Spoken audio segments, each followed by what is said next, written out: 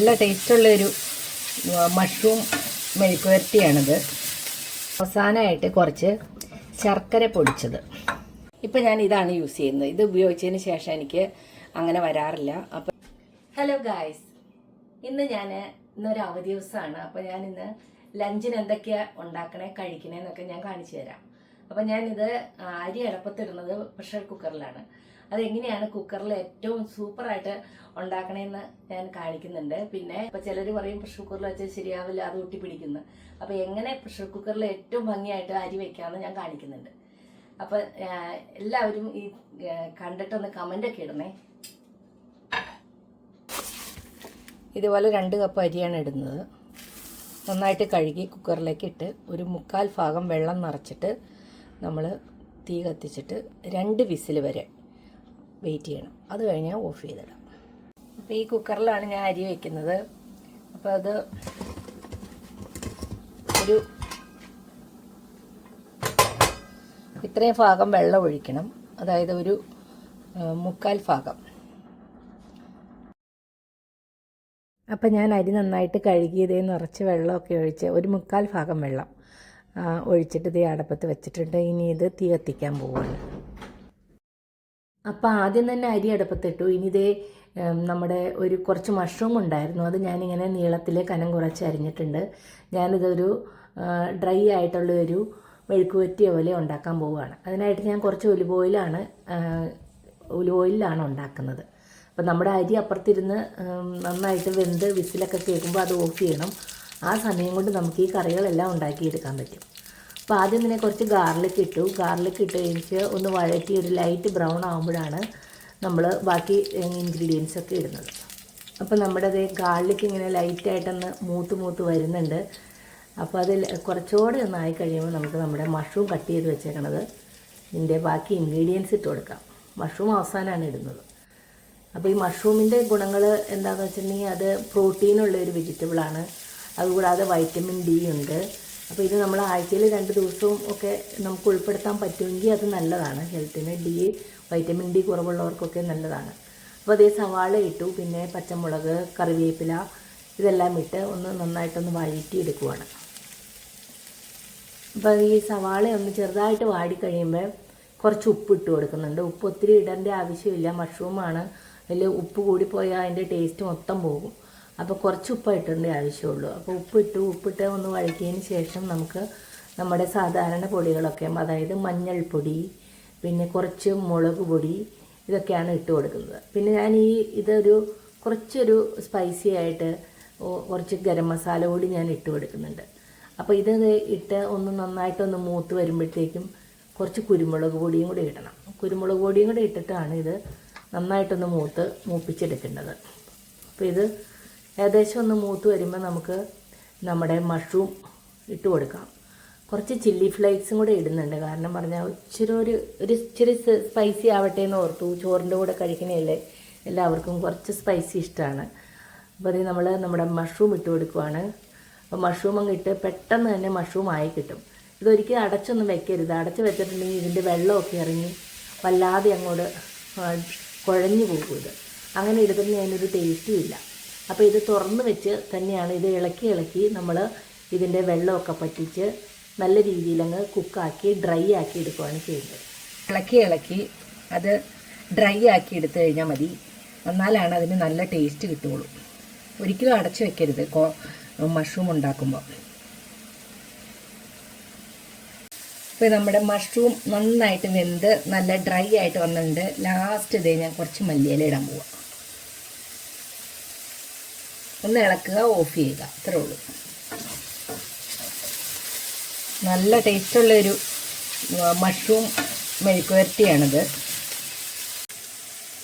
അപ്പോൾ നമ്മുടെ മഷ്റൂം നല്ല അടിപൊളിയായിട്ട് ഇരിക്കുന്നുണ്ടോ? നല്ല ടേസ്റ്റുമാണ് ഇതിന്. അപ്പോൾ ഇന്ന് ഉച്ചയ്ക്ക് ഊണിന് മഷ്റൂം മെഴുക്കുവരട്ടിയാണ്. കണ്ടോ, ഞാൻ നീളത്തിലാണ് മഷ്റൂം അരിഞ്ഞത്. അപ്പോൾ അതിങ്ങനെ നല്ല ഭംഗിയായിട്ട് കിടക്കുന്നുണ്ടോ?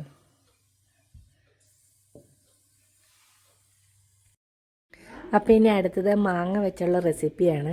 അപ്പോൾ ഇതും കൂടെ ഉണ്ടാക്കിയിട്ട് ഞാൻ എൻ്റെ അരി പ്രഷർ കുക്കറിൽ വിസിലൊക്കെ കേട്ട് ഇരിക്കുന്നുണ്ട്. അതിൻ്റെ സ്റ്റീമൊക്കെ പോകുമ്പം അത് തുറന്ന് അതും കാണിച്ചു തരാം. ഈ മാങ്ങയുടെ റെസിപ്പി പെട്ടെന്ന് ഉണ്ടാക്കാവുന്നതാണ്, നല്ല ടേസ്റ്റും ഉണ്ട്. പിക്കിളിനൊക്കെ പകരം യൂസ് ചെയ്യാവുന്നതാണ്.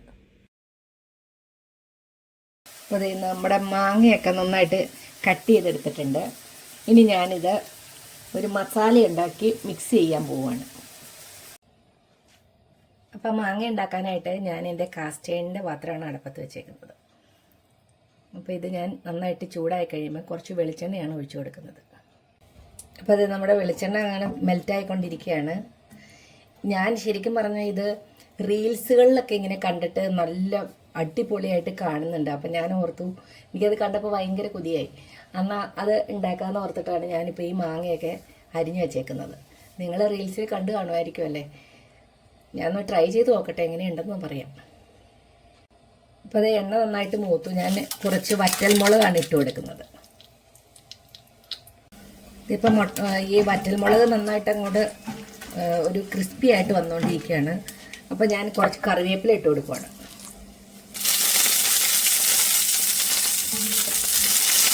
ഇത് രണ്ടും നന്നായിട്ടൊന്ന് മുരിഞ്ഞു തന്നെ. ഇത് നന്നായിട്ടൊന്ന് മുരിഞ്ഞിട്ടുണ്ട്. ഇനി ഞാനിത് മിക്സിയുടെ ചെറിയ ബൗളിൽ ഇത് നന്നായിട്ടൊന്ന് ക്രിസ്പി ആയിട്ട് ഇങ്ങനെ ഒന്ന് ക്രഷ് ചെയ്തെടുക്കാൻ പോകണം. കണ്ടോ? ഇനി നമ്മൾ അരിഞ്ഞു വെച്ചേക്കുന്ന മാങ്ങ ഇതിലേക്ക് ഇട്ട് കൊടുക്കുക.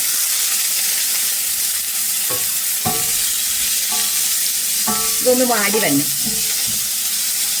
അത്രേ ഉള്ളൂ, സിമ്പിളാണ് പരിപാടി. മാങ്ങ ഇങ്ങനെ പതുക്കെ വാടി വരുന്നുണ്ട്. അപ്പോൾ ഞാനൊരു കുറച്ച് മഞ്ഞൾപ്പൊടി ഇടുന്നുണ്ട് കേട്ടോ. നല്ലൊരു കളറും നല്ലതാണല്ലോ മഞ്ഞൾപ്പൊടി. നമ്മൾ എല്ലാ ഫുഡിലും ഇടുന്നത് നല്ലതാണല്ലോ. ആ റെസിപ്പിയിൽ ഞാൻ മഞ്ഞൾപ്പൊടി ഇടുന്ന കണ്ടില്ലായിരുന്നു കേട്ടോ. ഞാൻ ഓർത്തിട്ട് കുറച്ച് മഞ്ഞൾപ്പൊടിയും കൂടെ ഇട്ടാൽ അത് കുറച്ച് നല്ലതാണല്ലോ, നല്ല ഹെൽത്തി ആണല്ലോ എന്ന് വിചാരിച്ചാണ് മഞ്ഞൾപ്പൊടി ഇടുന്നത്. പിന്നെ ഒരു കുറച്ച് ഉപ്പിടാനുണ്ട്. ഉപ്പ് എപ്പോഴും കുറച്ചിടേണ്ട ആവശ്യമുള്ളൂ. അപ്പോൾ നമ്മുടെ മാങ്ങയൊക്കെ നന്നായിട്ട് വാടി ഞാനത് എടുത്ത് ഒരു പാത്രത്തിലേക്ക് മാറ്റുവാണ്.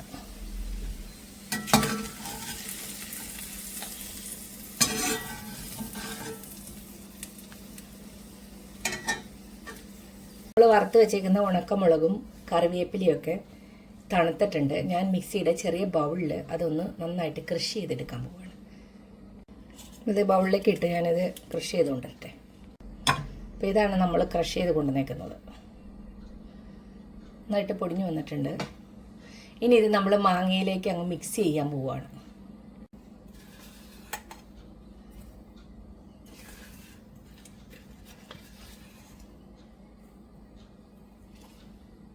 ഒരു 1/4 ടീസ്പൂൺ കായപ്പൊടി ഇട്ട് കൊടുക്കുന്നുണ്ട്.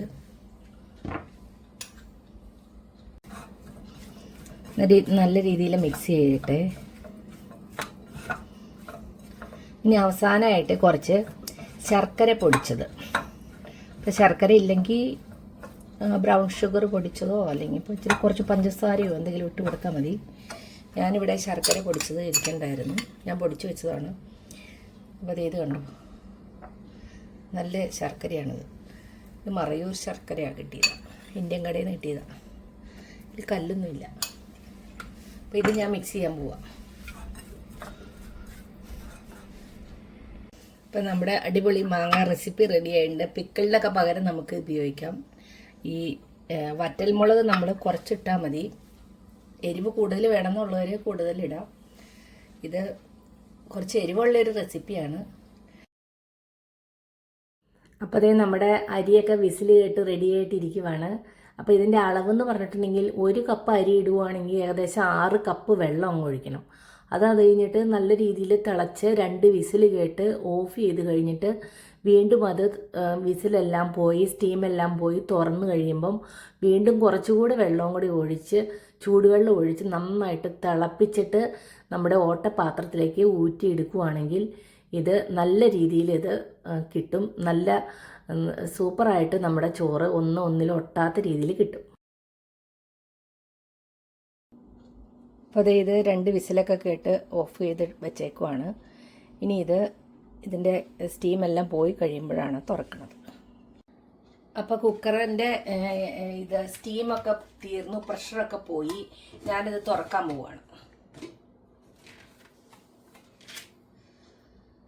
ഇതിങ്ങനെ വെന്താണ് ഇരിക്കുന്നത്. നമ്മളിത് കുറച്ച് വെള്ളം കൂടി ഒഴിച്ച് നന്നായിട്ടൊന്ന് തിളപ്പിച്ചിട്ടാണ് ഇത് ഊറ്റിയെടുക്കുന്നത്.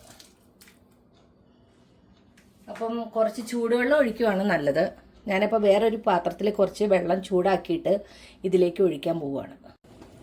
അപ്പം ഞാൻ കുറച്ച് ചൂടുവെള്ളം കൂടി ഒഴിച്ചിട്ട് നന്നായിട്ടൊന്ന് തിളപ്പിക്കാൻ പോവുകയാണ്. അപ്പോൾ കുക്കറിൽ നമ്മൾ അരി ഇടുമ്പോൾ ഒരു 3/4 ഭാഗം വെള്ളമാണ് ഞാനിപ്പോൾ വെച്ചത്.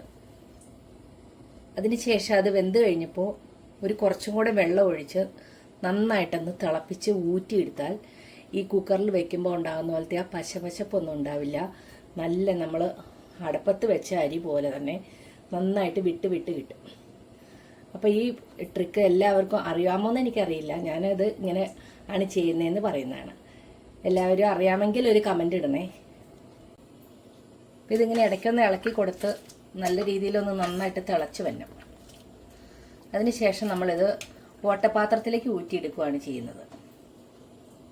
ഞാനിവിടെ യൂസ് ചെയ്യുന്നത് ഇതുപോലത്തെ ഓട്ടപാത്രമാണ്, സ്ട്രെയിനറാണ്. അപ്പം ഇതുപോലത്തെ എടുത്താലാണ് നമുക്ക് ഈ റൈസ് ഇട്ട് കഴിഞ്ഞിട്ട് അതിൻ്റെ വെള്ളം മൊത്തമായിട്ട് ഫുള്ളായിട്ട് ഊറ്റി കളയാൻ പറ്റുള്ളൂ. അല്ലെങ്കിൽ നമ്മളിത് അടിയിൽ ഇങ്ങനെ കട്ട കുത്തിയിരിക്കുന്നതായിട്ടാണ് എനിക്ക് അനുഭവം ഉള്ളത്. അപ്പം ഞാൻ ഇതാണ് യൂസ് ചെയ്യുന്നത്. നമ്മൾ നാട്ടിൽ നിന്ന് കൊണ്ടുവന്ന ഇതുപോലത്തെ ഓട്ടപാത്രത്തിൽ ഞാൻ അരി വെച്ച് കഴിയുമ്പോൾ ഇതിൻ്റെ അടിയിലിങ്ങനെ കട്ട പോലെ പിടിച്ചിരിക്കും, ഏറ്റവും അടിയിലത്തെ ചോറ്. അപ്പോൾ ഞാൻ ഇത് മാറ്റിയിട്ട് ഇപ്പം ഞാൻ ഇതാണ് യൂസ് ചെയ്യുന്നത്. ഇത് ഉപയോഗിച്ചതിന് ശേഷം എനിക്ക് അങ്ങനെ വരാറില്ല. അപ്പോൾ എല്ലാവരും അറിയാമോയെന്നറിയില്ല, എനിക്കറിയാവുന്ന ഒരു കാര്യം പറയണേ കേട്ടോ. അപ്പോൾ ഇത് ഉപയോഗിച്ച് നോക്കിയാൽ അതിൻ്റെ വ്യത്യാസം നമുക്ക് മനസ്സിലാവും. അപ്പോൾ നമ്മുടെ അരി തിളച്ചുതേ. ഇത് ഞാൻ ഈ ഓട്ടപാത്രത്തിലേക്ക് മാറ്റി. നമ്മുടെ ഉച്ചയൂണിനുള്ള ചോറൊക്കെ റെഡിയായി. ഇതിപ്പോൾ ഇങ്ങനെ അരിച്ച് ഇങ്ങനെ ഓട്ടപാത്രത്തിലേക്ക് ഇടുന്ന വീഡിയോ ഒന്നും ഇടേണ്ട ആവശ്യമില്ലല്ലോ, എല്ലാവർക്കും അറിയാവുന്നതല്ലേ. ഇപ്പം നല്ല ആവി വറക്കുന്ന ചോറ് ഇതേ കുക്കറിൽ വെച്ചതാണെന്ന് ആരെങ്കിലും പറയുമോ? ഒന്നിലും ഒട്ടാത്ത രീതിയിൽ നല്ല രീതിയിൽ കിട്ടിയിട്ടുണ്ട്. വെരി ഈസിയാണ്, പെട്ടെന്ന് നമുക്ക് ഉണ്ടാക്കിയെടുക്കാം. അപ്പം ഇങ്ങനെയൊക്കെ ട്രൈ ചെയ്യുക. വെറുതെ സമയം ഒത്തിരി നേരം ഇരുന്ന് അരി തിളക്കണേ നോക്കിയിരിക്കേണ്ട. റൈസ് കുക്കറിൽ വെച്ചാലും ഇത്ര ഭംഗിയിൽ വരുമൊന്നുമില്ല. പ്രഷർ കുക്കറിൽ ഇങ്ങനെ വെക്കുമ്പോഴാണ് ഇത് നല്ല സോഫ്റ്റുമാണ്, ഒന്നിലും ഒട്ടുന്നില്ല. നമ്മൾ കഴിക്കാൻ നല്ല ടേസ്റ്റുമാണ് ഇങ്ങനെ വെക്കുമ്പോൾ. ഒരു കാര്യം ശ്രദ്ധിച്ചാൽ മതി, വെള്ളം കൂടുതൽ വേണം. അവസാനം തുറന്നു കഴിഞ്ഞിട്ട് കുറച്ച് വെള്ളം കൂടി ഒഴിച്ച് നന്നായിട്ട് തിളപ്പിച്ചിട്ടാണ് ഊറ്റിയെടുക്കാമുള്ളൂ. അതുപോലെ ഈ അരിപ്പ യൂസ് ചെയ്യുക, അടിയിൽ ഒട്ടിപ്പിടിച്ചിരിക്കില്ല. അപ്പോൾ ഇന്നത്തെ ഉച്ചയൂണ് കാണിച്ചു തരാം. ഒരു കപ്പ് ചോറ്,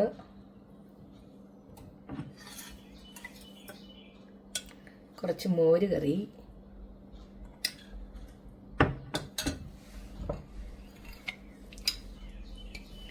കുറച്ച് ബീഫ് പെരളൻ ഉണ്ടാക്കിയത്,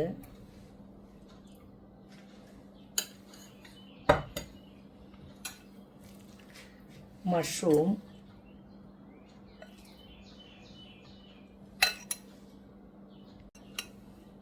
കോവയ്ക്ക മെഴുക്ക് പുരട്ടി,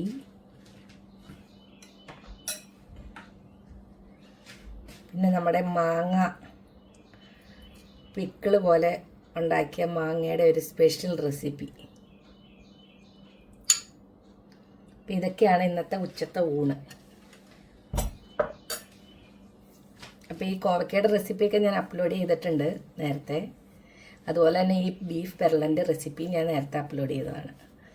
അപ്പോൾ ഇതാണ് ഇന്നത്തെ എൻ്റെ ലഞ്ച്. അപ്പോൾ നിങ്ങൾക്ക് ഈ വീഡിയോ ഇഷ്ടപ്പെട്ടെങ്കിൽ ഒരു കമൻ്റൊക്കെ ഇടണേ.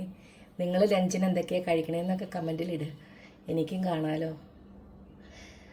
Okay, thank you. അപ്പോൾ എങ്ങനെയുണ്ട് എൻ്റെ റെസിപ്പികളൊക്കെ? എല്ലാവർക്കും ഇഷ്ടമാവുന്നുണ്ടോ? Okay, thank you. വാച്ച് ചെയ്യുന്ന എല്ലാവർക്കും താങ്ക് യു ഫോർ വാച്ചിങ്.